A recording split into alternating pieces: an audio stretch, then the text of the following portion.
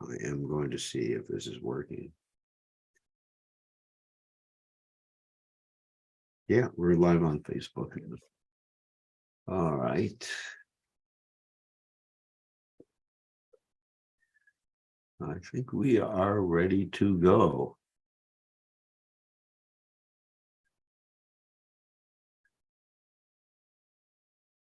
And let me get my guitar out. And then we'll talk about today.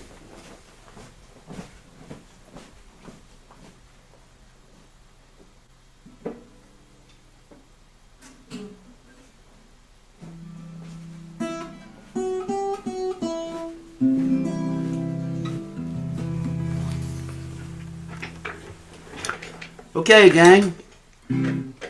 So today is a very special day. I think I sent out a note to everybody that we were online. Yeah.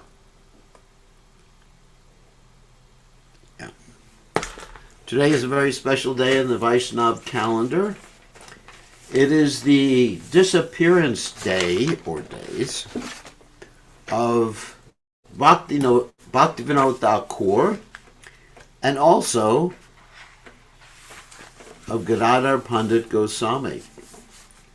Very, very important day in the Vaishnava calendar. So we're going to chant the prayers of the departed Vaishnavas before we start the class. And the class will consist of speaking about these two personalities, or as far as we can get with these two personalities.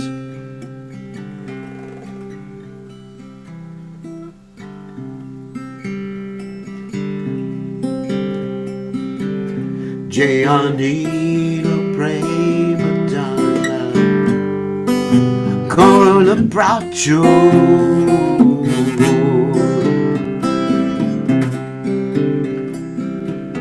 Jayanila Premadana Corona Bracho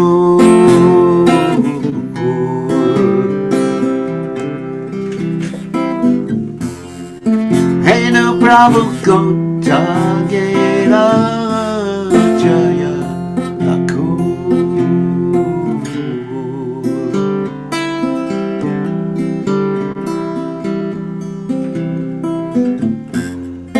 Hey no Bravo Kota Gela Jaya Laku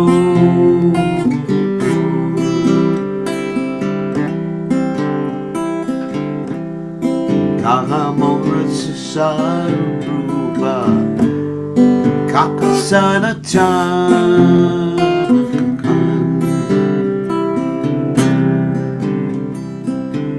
Kahamora Sarupa Kakasana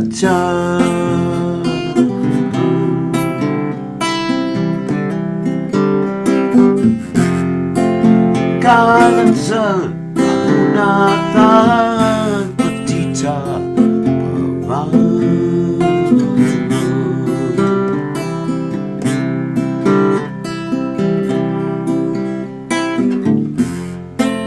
Kahana Surat Nathan Patita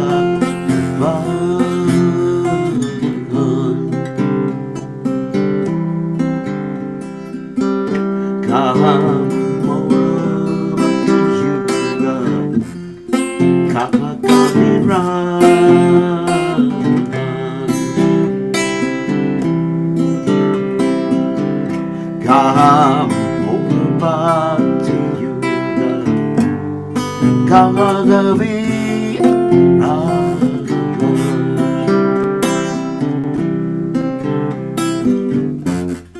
Hekakale Kota Gela Gora Matura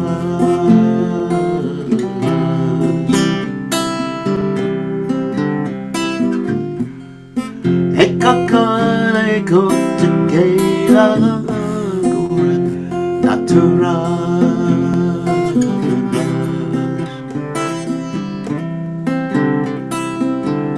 Vashane Timomata Anane Pashivo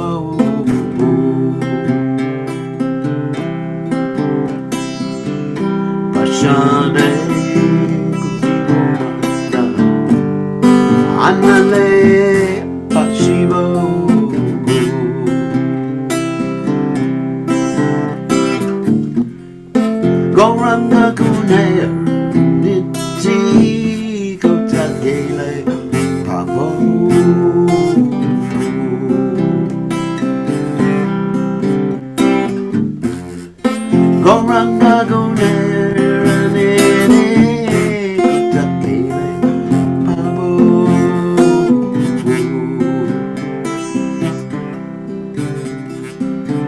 Say Sabah Sunday Ekolovi Las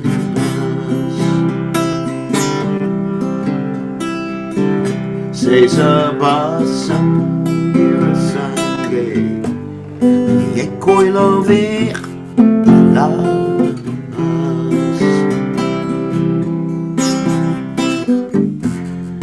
Say Sangana Pai Kande Nartamatas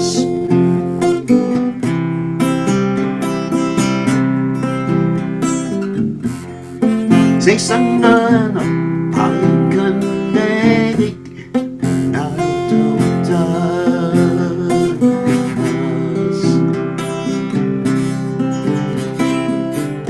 Yeyani La Prema Dana All na prachu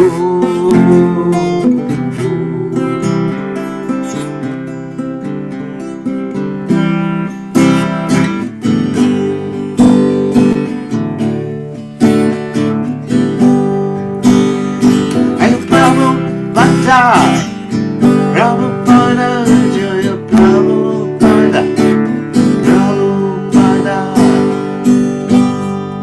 Jai Om Vishnupad Paramahansa, Paravakacharya, also Teta Satashi, Shimad, His Divine Grace, Abhaya Charananda Bhaktivedanta Goswami, Srila Prabhupada Ki Jai, ISKCON Founder Acharya, Srila Prabhupada Ki Jai, Anantagoti Vaishnava Vrinda Ki Jai, Namacharya Srila Haridas Thakur Ki Jai, Prem Se Kaho Shri Krishna Chaitanya Prabhu Nityananda Sri Advaita Gadadhara Sri Vasadi Gaur Bhakta Vrinda Gijai Shri Shri Radhakrishna Gopikapanath Shaya Mukunda Radhakunda Giri Govardhan Kijai Vrindavanam Kijai Maturalam Kijai Jagannatha Swami Kijai Yamunamai Kijai Srimad Tulasi Devi Kijai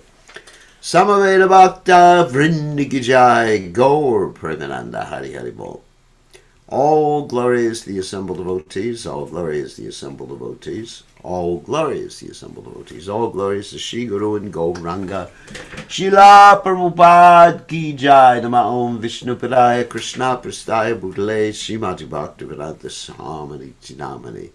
Namaste Saraswati Deve Gauravani Pacharne Nivashesha Shunyavadi Paschatya Teja Tarne Srila Prabhupada Ki Jai. So let me read the translation of this Vaishnava poem by Srila Narottama Das Thakur. He had brought the treasure of divine love and was filled with compassion and mercy.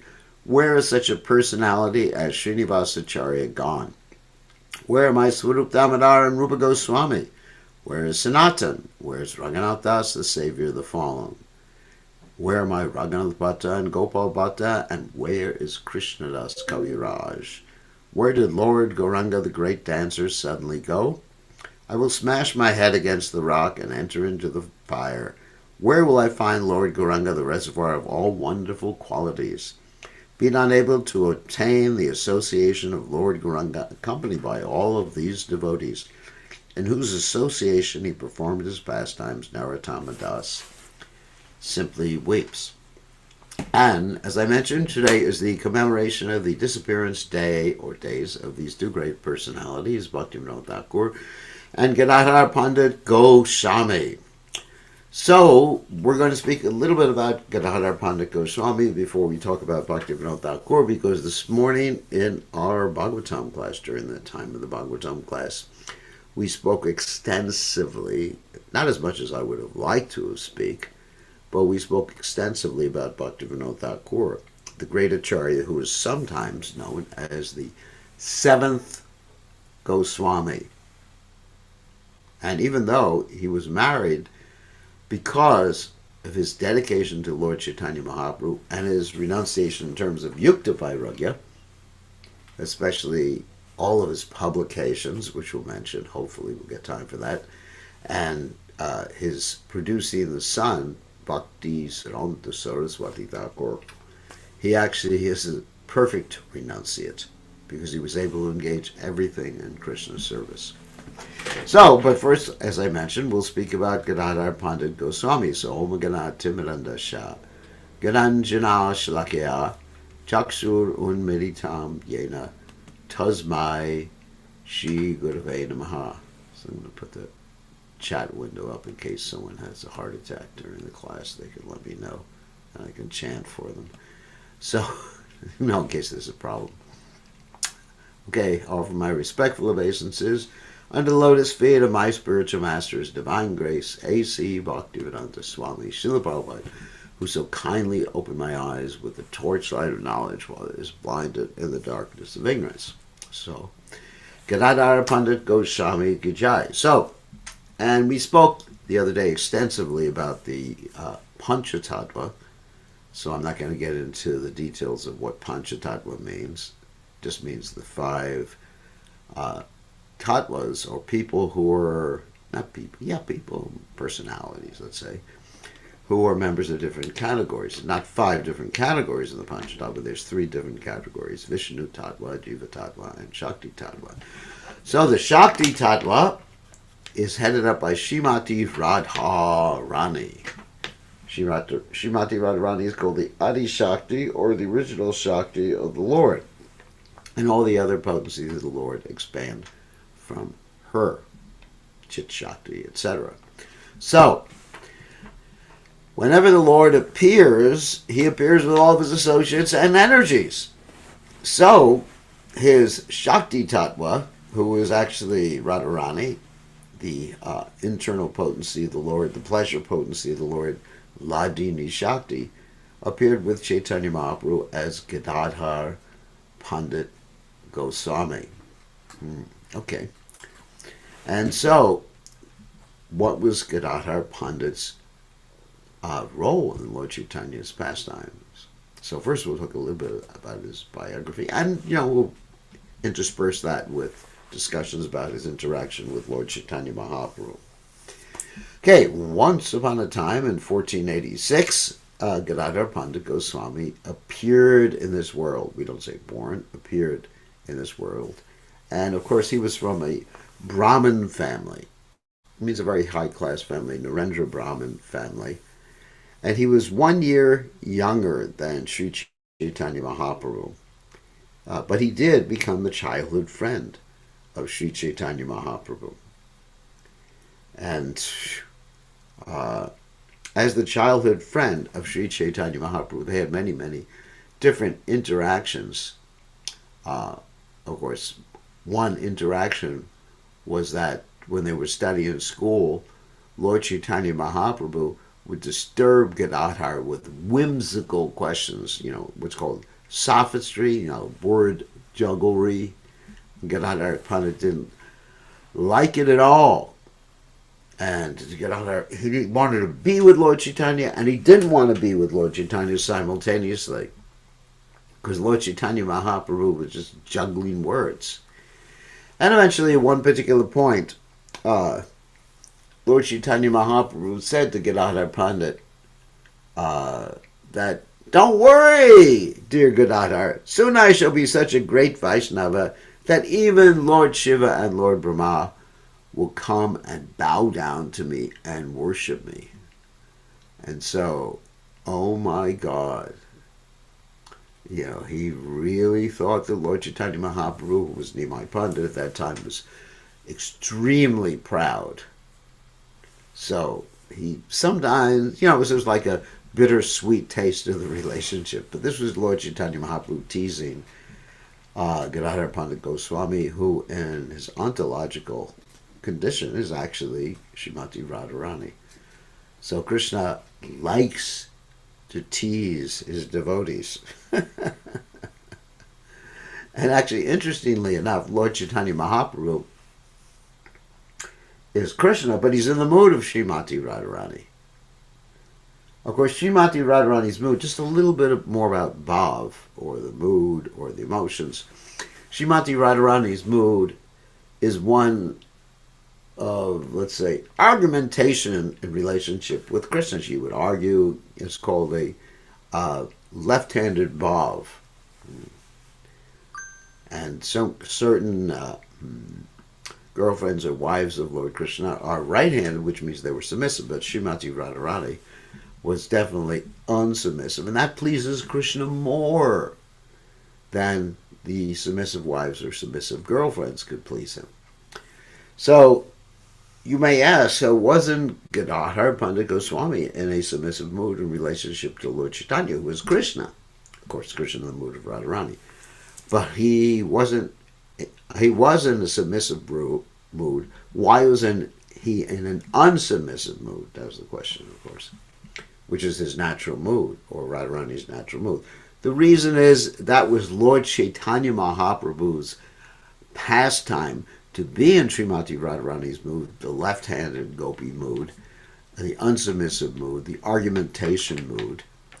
And so Gadadhara Pandit Goswami, or Srimati Radharani, in order to serve the Lord, he gave up his unsubmissive, he or she gave up her or his unsubmissive mood in order to facilitate Lord Chaitanya Mahaprabhu exhibiting his unsubmissive mood. Okay, I think you understand that, hopefully. Whew. So there's an interesting story about how Gadadhara Pandit Goswami took initiation. I think many of you heard about this before, but anyway, so we'll tell it again. So once upon a time, Gadadhara, who wasn't Gadadhara Pandit Goswami, he's just Gadadhara Pandit at this particular point, he was invited by his friend Mukunda Dutt, who's also a great devotee of Lord Chaitanya Mahaprabhu, to see a particular devotee named Pundarik Vijayanidhi. So let's talk about Pundarik Vijayanidhi's ontological position. Pundarik Vijayanidhi was Vrishabhanu in his past appearance. Vrishabhanu is the eternal father of Srimati Radharani. Wow. Now, why didn't he become the actual, let's say, physical father of Gadadhara Pandit Goswami in this particular pastime? Well, the reason he didn't is because he wanted to show that the Guru is the real father, and the physical father is just secondary. Of course, we respect the physical father, but especially the Guru is the eternal father. He's the, spiritual father. Because first birth is an animal birth. Janmana jayate shudra. Samskarad bhavatwijam. The second birth is samskara, turns you into a twice-born person. So, anyway, so Pundarik Vijayanidhi, who is Vrishabhanu, later on became the spiritual master of Gadadhara Pandit. But how he became, this is the story. So, Mukunda, he wanted to take Gadadhara to see Pundarik Vijayanidhi, and so he did. And he told Gadadhara that Pundarik Vijayanidhi is a great Vaishnava. So when Gadadhara got to where Pundarik Vijayanidhi was staying, he was shocked. He was shocked because he saw what he thought was an avid materialist, because Pundarik Vijayanidhi was sitting on his opulent four-poster bed with silk sheets, and he was chewing pan, and his hair was slicked back with oil, and he was sitting there like a dapper gentleman. Dapper, of course, that's a UK English word. We don't use that in America that much. So Gadadhara Pandit was shocked. What is this? This is a devotee, or advanced devotee? Looks like a materialist to me. But Mukunda understood what Gadadhara was thinking, and Mukunda began to sing a particular verse or collection of verses from the Srimad Bhagavatam that elaborated on Krishna's compassion. And when Pundarik Vijayanidhi heard these verses, he fell into a swoon. And not only did he fall into a swoon, he started moving in ecstasy while losing his external consciousness, and basically tore apart the opulent bedstead, and everything was in disarray, his hair, everything like that. You know, it was just like, wow. It's almost like someone who had epilepsy. He did have ecstasy. Didn't have ecstasy, he was in ecstasy, sorry. So, Gadadhara thought, oh my God, I have committed a great offense. And he thought, what can I do? What can I do? What can I do? So when Pundarik Vijayanidhi came back to external consciousness, Gadadhara said, please forgive me. I want to be your disciple. You defeated me with your devotion. And Pundarik Vijayanidhi thought, wow, it's only after many, many, many births in this world that one actually gets such a disciple. Wow. Yeah, obviously, I mean, disciple, Radharani, disciple. So, anyway, shortly after that, Gadadhara took an initiation from Pundarik Vijayanidhi. And, okay. And so then, as I mentioned before in the beginning,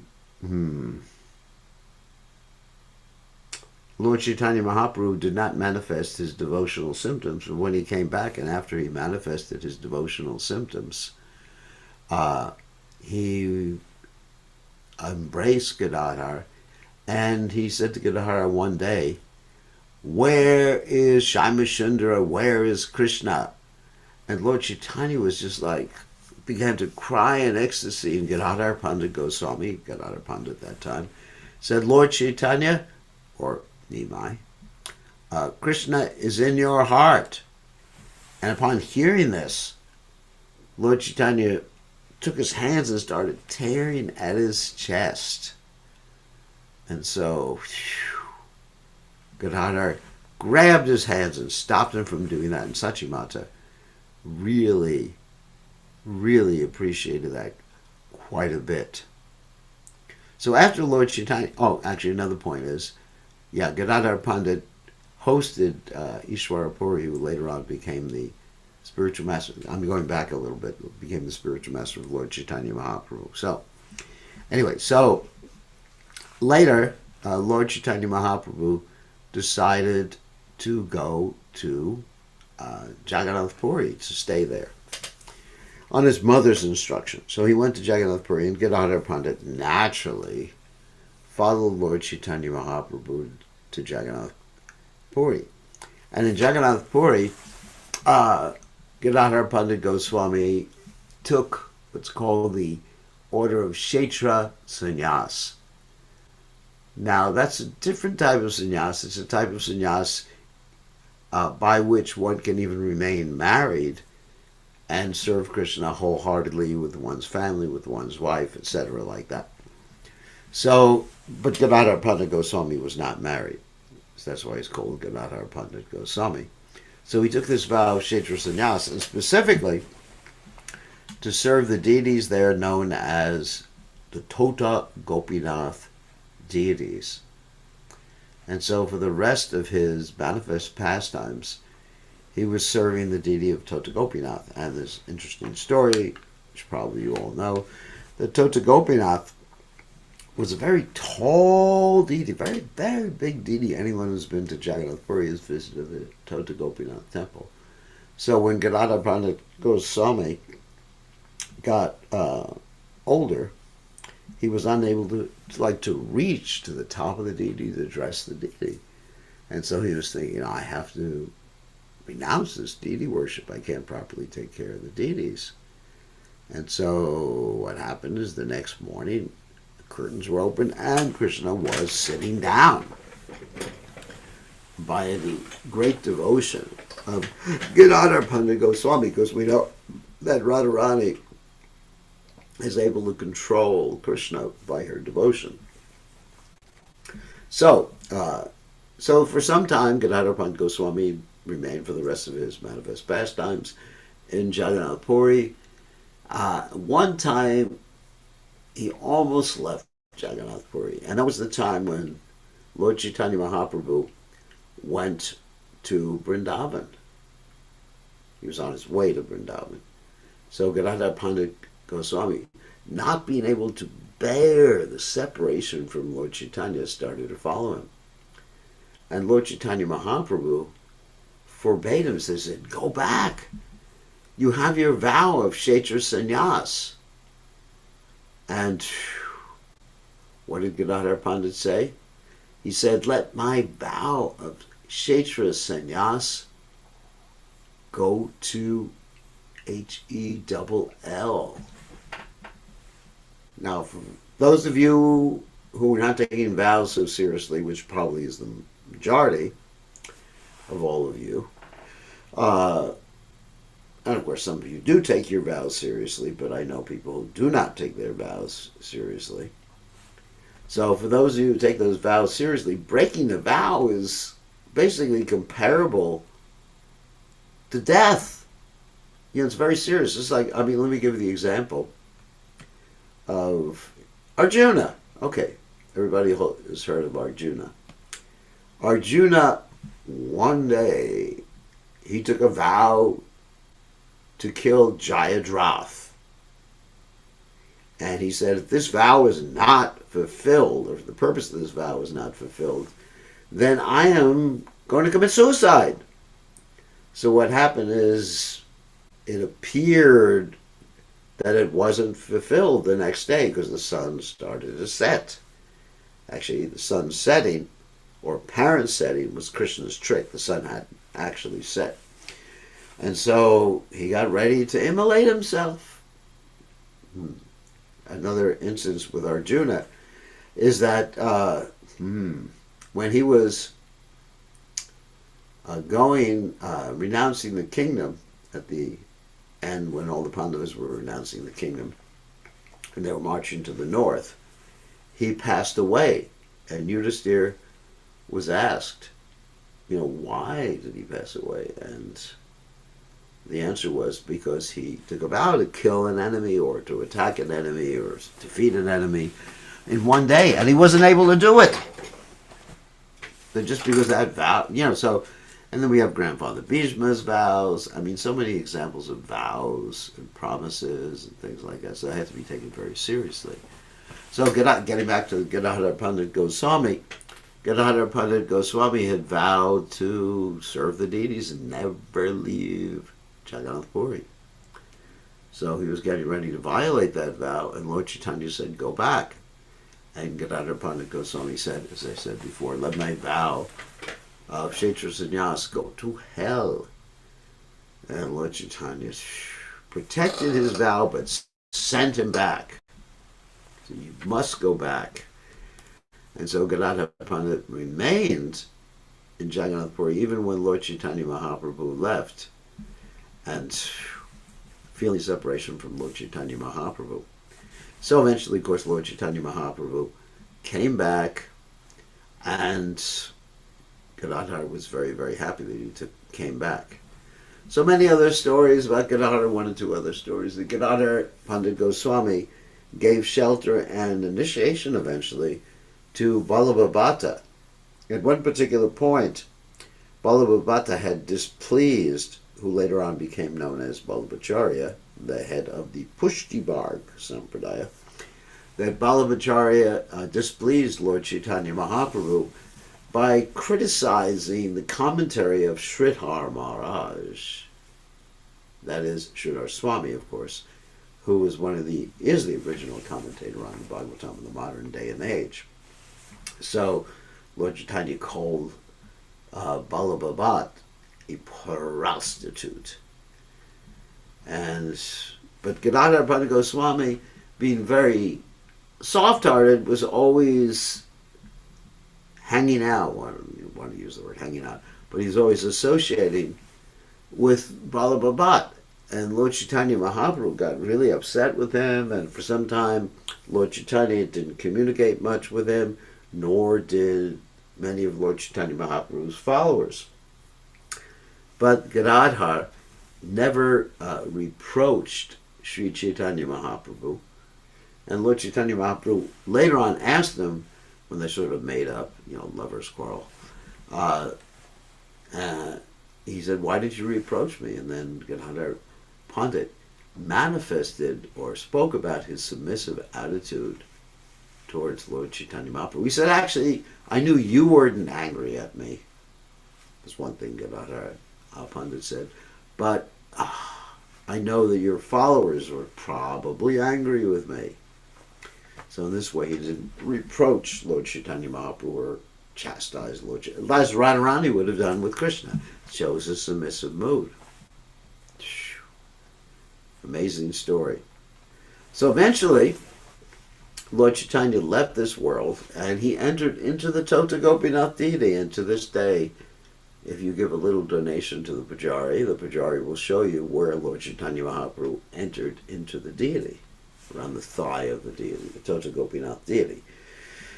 Okay, and then one final story about Gadadhara Pandit is that Lord Chaitanya Mahaprabhu left this world first before Gadadhara Pandit Goswami. So, right after Lord Chaitanya Mahaprabhu left, this great devotee who was second generation from Lord Chaitanya, called Srinivas Acharya, arrived in Jagannath Puri, first of all, to see Lord Chaitanya and to see Lord Chaitanya's associates. And he was completely depressed to see that Lord Chaitanya were here, that Lord Chaitanya had left this world, and that many of the associates had left this world. But he saw there was Gadadhara Pandit Goswami was there, and also Sarvabhauma Bhattacharya. So he decided to hear the Bhagavatam from them.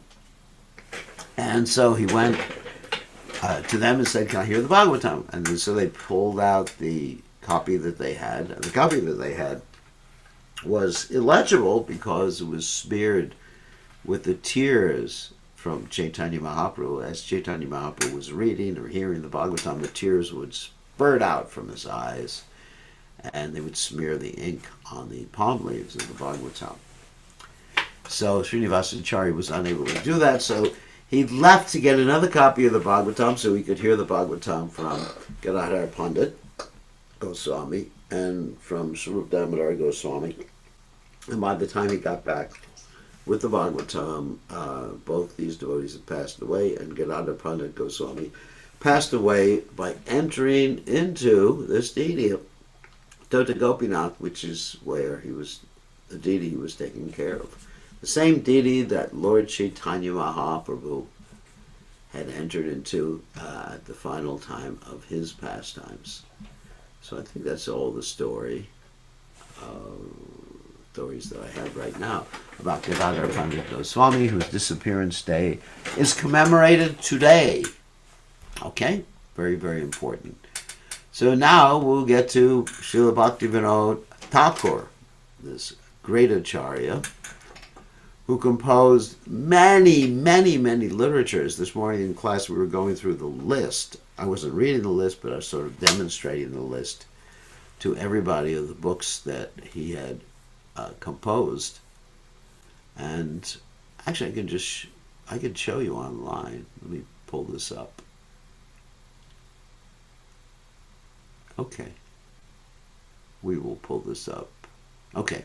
So this, I'm just going to show you. I'm not going to read them all because that would be the remainder of class would be reading all these different books, all these different articles, and maybe I'll mention the most prominent ones amongst them. Okay, let me do a share screen here. All right, let me.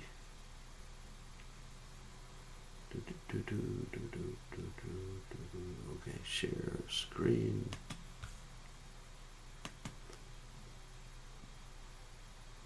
Where is that? Oh, here it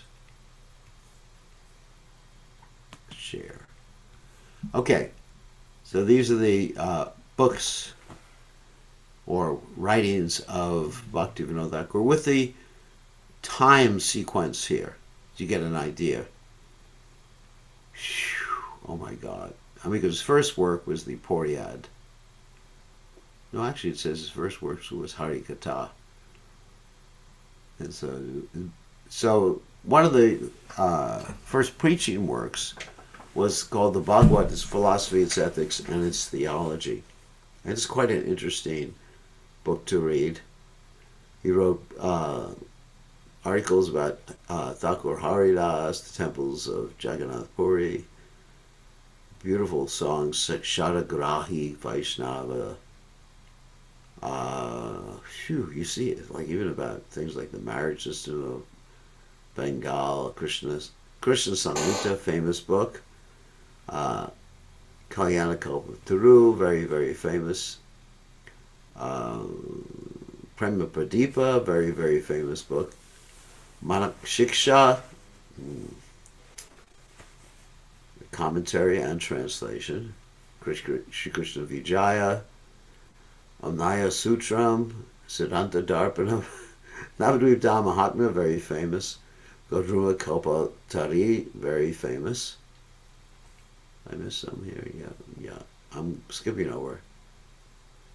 About the name, Srinama, Tattva Viveka, very famous. Sharanagati, songbook, very famous. Gitabali, very famous. Gitamali, these are all songbooks, very famous. Tattva Muktavali, Amrita Pravaha Vasha, that's a commentary on the Chaitanya Charitamrita, which our Srila Prabhupada utilized in his commentaries on the Chaitanya Charitamrita. Gauranga Lila Smarana, a book about Ramanujacharya, the Jaiva Dharma, which we've been reading as part of our online classes. Jaiva Dharma, I think some people will be familiar with that. Sri Chaitanya Mahaprabhu's Life and Precepts, which is the first book about Lord Chaitanya. Maybe not the first book about Lord Chaitanya, but it was found at McGill University by some of the devotees in Canada, Montreal, by some of the devotees who went there. So he actually sent that to the Western world. Brahma Samhita, Kaloka Mahatmya, which is a translation of the Brihad Bhagavatamrita. Krishna Karnamrita, another famous verse of the book famous. Harinam Chitamani, which we are using in ISKCON. Bhajana Rahasya, which we use in ISKCON. Sankalpa, Kalpataruma, and Prema Vivarta, which is actually Jagannatha Pandit's book, because it's a translation. So, as you see here, many, many, many, many books. Let me stop sharing the screen. So the question arises, how was he able to write so many books? It's actually a very good question. And I will answer that by citing our Srila Prabhupada, who was able to write so many books. In fact, our Srila Prabhupada wrote the books that he wrote, which were quite a few. He wrote these books the majority in a very short period of time. For example, he came to the West in 1965, and in that period of time, 65, basically, in 10 years, I know he left in 77, but basically his real production was done during a 10-year period. So during that 10-year period, Prabhupada produced the whole Bhagavatam, except for the 10th canto and 11th and 12th canto, and numerous other books, the Bhagavad Gita, because his original Bhagavad Gita manuscript was stolen, so he lost that original manuscript, and gave so many lectures, and the whole Chaitanya Charitamrita in English, which was never done before. Anyway, so how did Bhaktivinoda Thakur do it? Okay, and I will give you the secret. Of course, there's determination. That's true. But one's determination, of course, Bhagavad Gita talks about this. That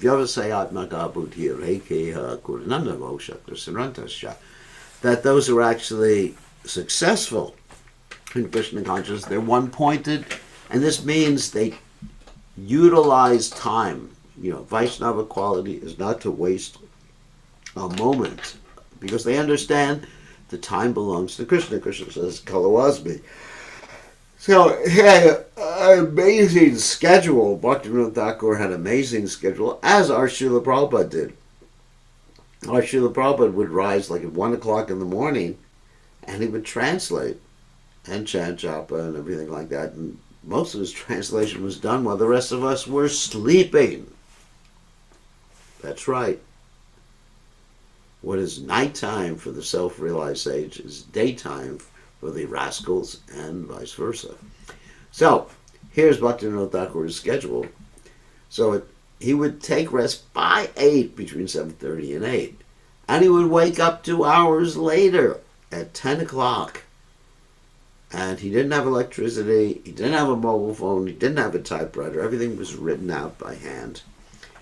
He would rise at 10, and for the next 6 hours until 4 o'clock in the morning, he would be writing his literature. Now, the interesting thing is, in the beginning, where's the question of publication? Of course, they had the printing press at that particular time. But there's probably not too much hope for him to publish. Yet he was writing because he understood that his books would be used, as Srila Prabhupada's books are, as law books for Vaishnavas, for Gaudiya Vaishnavas.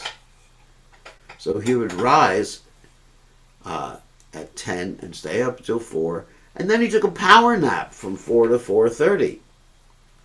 And at 4:30 he'd rise again. And he'd chant his japa until 7 o'clock. Because he chanted many rounds. I'm not sure how many rounds he chanted every day. He'd then write letters at 7 o'clock. 7:30 he would read. 8:30 receive guests or continue to read or translate books. And then at 9:30 till 9:30 to 9:45, he'd just take another little power nap.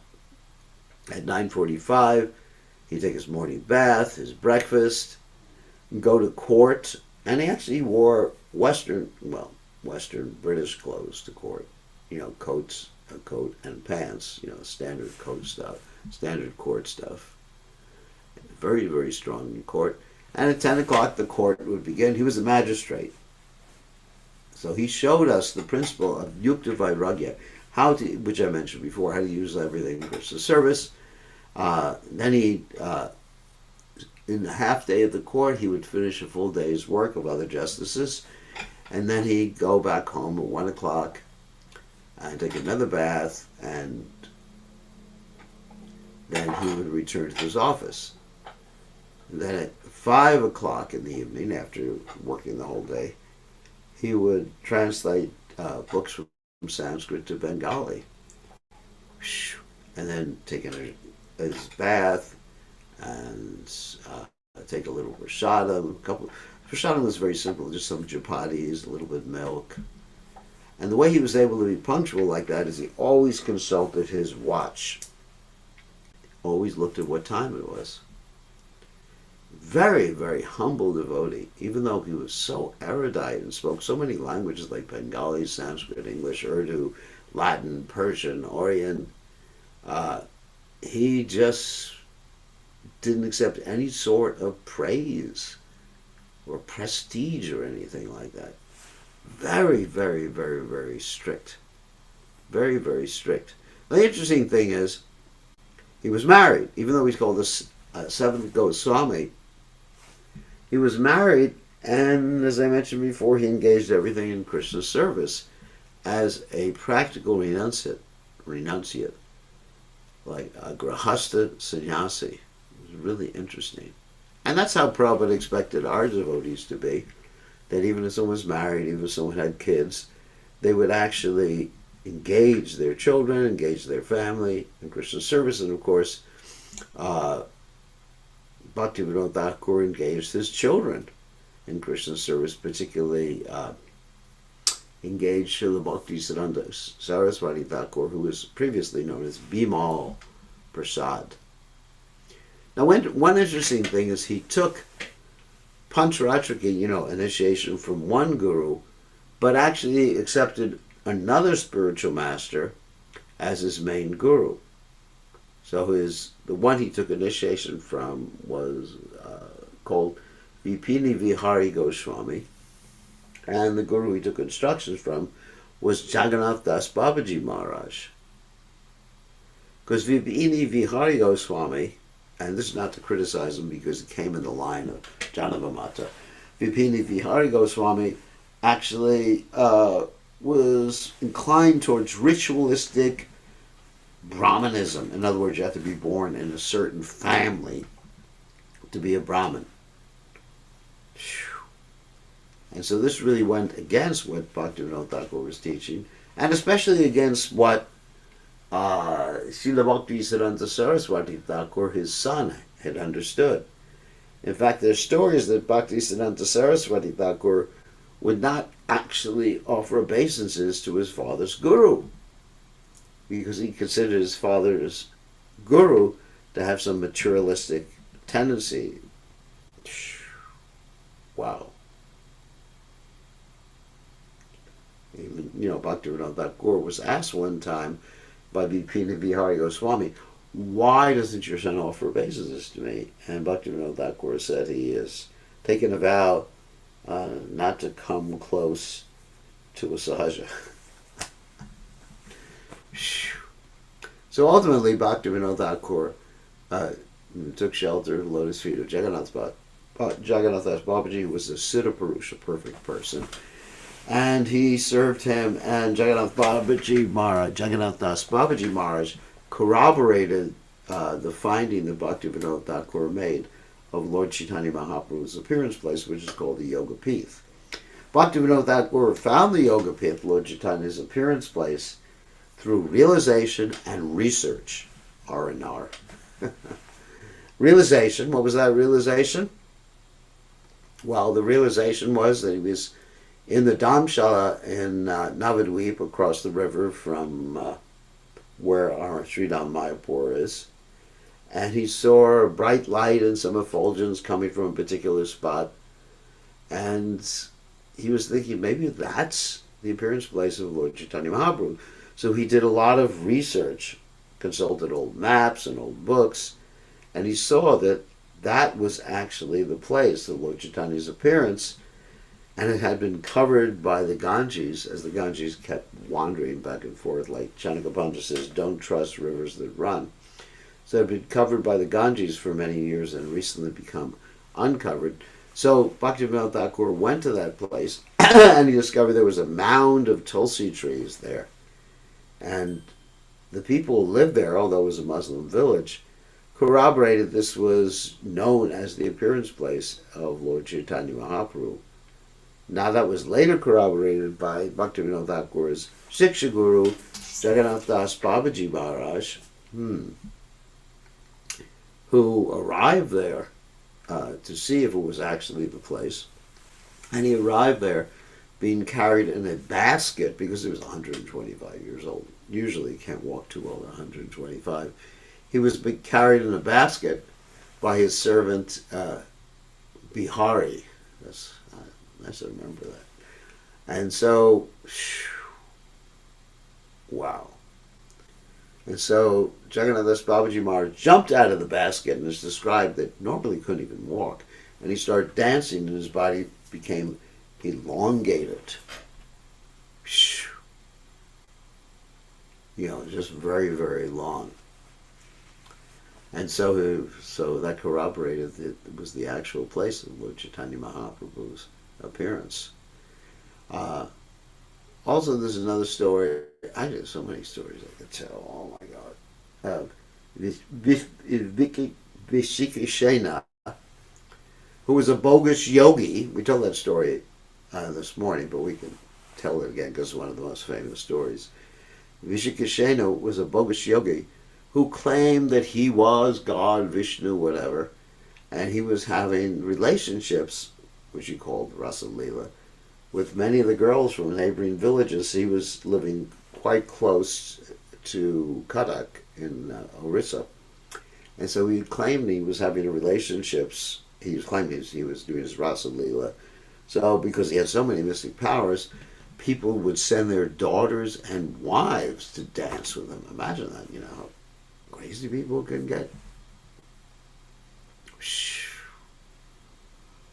And so Bhaktivinoda Thakur, first he didn't, wanted to do something, but because he was working for the English government, he wasn't independent. But this yogi, Bhogi Yogi, was also trying to engage in political conspiracy against the British, because the British were in charge of India at that particular time. So what happened is that the British asked Bhaktivinoda Thakur to arrest this guy, because nobody else would arrest him, because everybody else was afraid of this guy. So Bhaktivinoda Thakur goes to where this guy is, and he says, basically, I've come here for a particular purpose. And the guy knew, because he had mystic powers, why Bhaktivinoda Thakur had come. And he said, you're Bhaktivinoda Thakur. You're looking at Vishnu. You should become my disciple. Bhaktivinoda Thakur said, please come with me and see Lord Jagannath. The guy was so blasphemous towards Lord Jagannath, I can't repeat what he said, because it was really blasphemous, that Bhaktivinoda Thakur had him arrested, and it took like 72 constables to guard him when he got back to the jail cell, and so many Muslims and to guard him. So there was the trial, and during the third or fourth day of the trial, the yogi uses mystic powers to make Bhaktivinoda Thakur's daughter, Kadambini, very, very sick. She almost died, and Bhaktivinoda Thakur said to his wife, when the wife started complaining, the wife, Bhaktivinoda Thakur, said, just let him go, our family, you got to protect our family. And Bhaktivinoda Thakur said, let us all die, but we got to curb this rascal. He was so determined. And even on the last day of the trial, lasted for about 20 days, Bhaktivinoda Thakur became extremely sick, and he had very, very high fever. Extremely high fever. And having that high fever, he could hardly walk or speak or anything like that. But he dragged himself to court, and he pronounced the verdict on this particular rascal. And what happened is that he declared the rascal to be guilty. And they took the rascal away, and right as they were taking the rascal away, one of the medical officers, who was British, who had heard that yogis keep their power in hair, just like that story in the Bible of Samson, he arranged to have the hair of this yogi cut off. And as soon as the hair of the yogi was cut off, the yogi fell to the ground, because he had also been fasting for that whole period of the trial, fell to the ground and was basically carried away to his prison cell. And a few months later, this yogi committed suicide and did not go back to home, back to God. Anyway, it would have been nice if he went back to God. That would be the mercy of Srila Bhaktivinoda Thakur. Oh yeah, another story I didn't tell this morning, which I should tell, is that, I did tell it this morning, actually. I did tell it, now I remember. So the king of Puri was taking money. So Bhaktivinoda Thakur would not put up with any nonsense. He never took bribes, never even went to theaters. Just really strict in his personal behavior and his demanding strictness in the behavior of others, even if it meant he had to condemn them or pass judgment on them as a judge. So what happened is that once upon a time, the king of Puri was taking all the money meant for Lord, not all the money, but a lot of the money meant for Lord Jagannath, and just spending it on himself.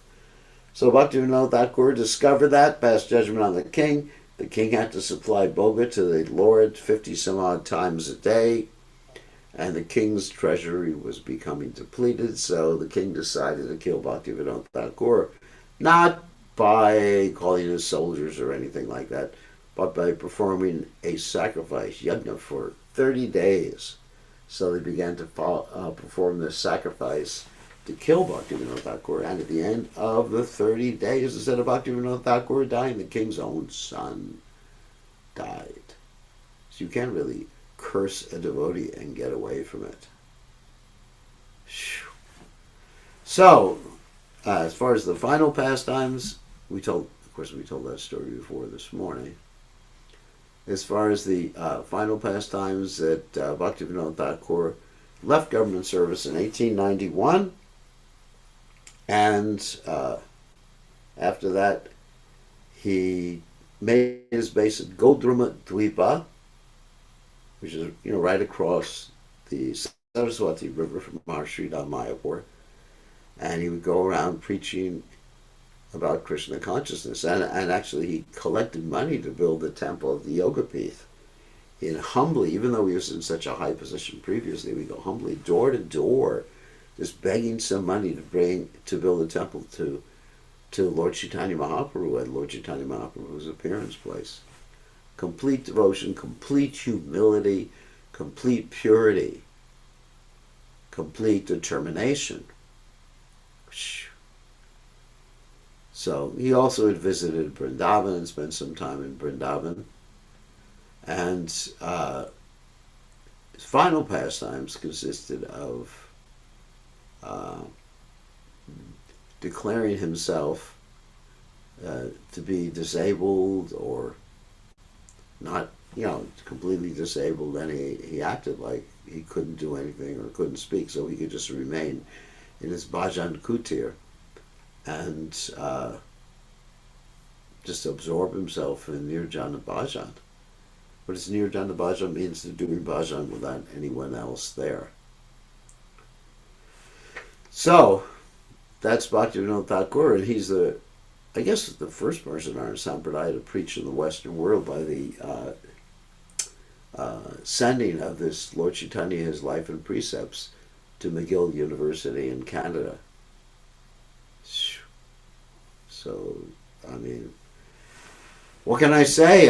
His take on Lord Chaitanya Mahaprabhu's teachings form the very basis, the very foundation of what we're learning today, what Srila Prabhupada has taught us, what Srila Bhaktisiddhanta Saraswati Thakur taught.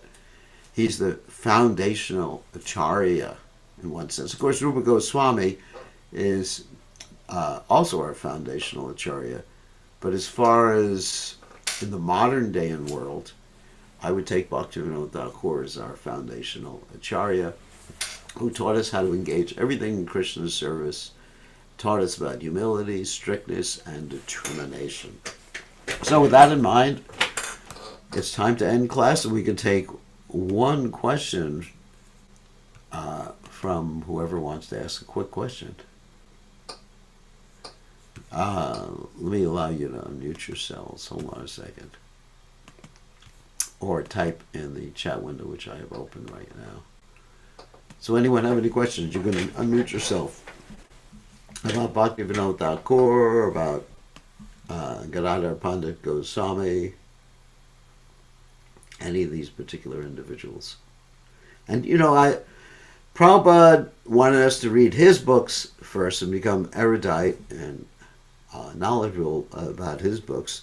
But Prabhupada did say that if he was given the chance after the Bhagavatam to write any books or translate any books, he would work on the Jaiva Dharma, which is we've been dealing with in the evening or in the morning, depending on what part of the world you're from.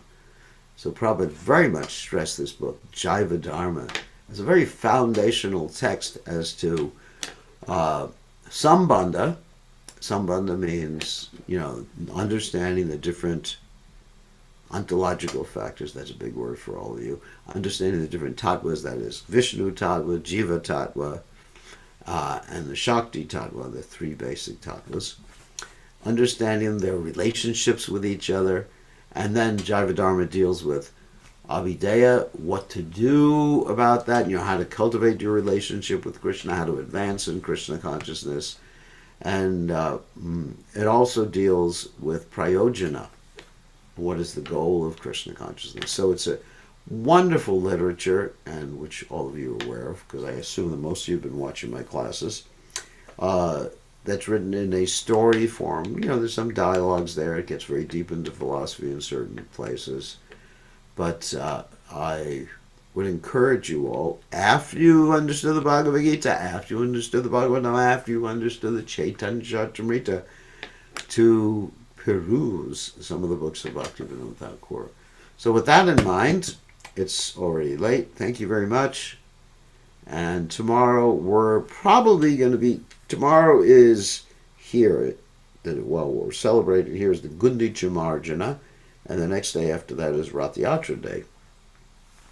So we'll probably be speaking tomorrow evening about Gundicha Marjana, Rath Yatra, and the whole process of worshiping Lord Jagannath. So, thank you very much. All glory is to His divine